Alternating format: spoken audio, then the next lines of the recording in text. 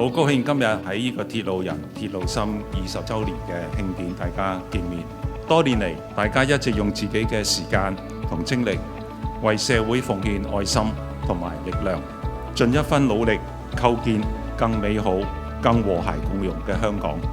我亦好開心見到多年嚟義工隊不斷有新力軍嘅加入啦，共同籌備我哋呢個港鐵嘅義工月，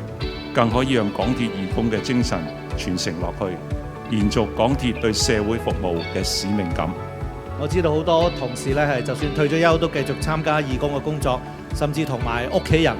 揾埋朋友係用愛心嚟推動城市前行，實在都係實踐緊港鐵嘅使命。我相信我哋嘅義工隊咧係會繼續隨住時間成長，我哋不斷嘅進步，亦都希望咧為社會帶嚟更多正向嘅信念。今年係鐵路人鐵路心20週年，好衷心多謝所有義工嘅同事咁多年嚟嘅付出。展望將來，我哋要繼續攜手向前，傳承愛心，跨代同行。Thank you very much for all your help and all your support for these many years, and congratulations and have a wonderful 20th anniversary. 社聯咧同 MTR 咧係合作無間㗎，我哋會繼續支持你哋。我哋好開心啊，能夠嚟到呢度參加你哋嘅盛會，20年啦，好難得啊！我代表義務工作發展局恭賀港鐵義工隊成立20週年，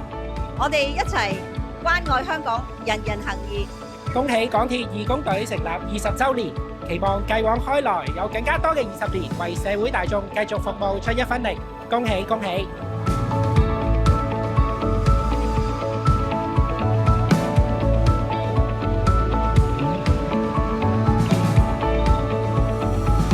再次感謝每一位義工嘅無私付出，同鐵路人、鐵路心一齊走過20年，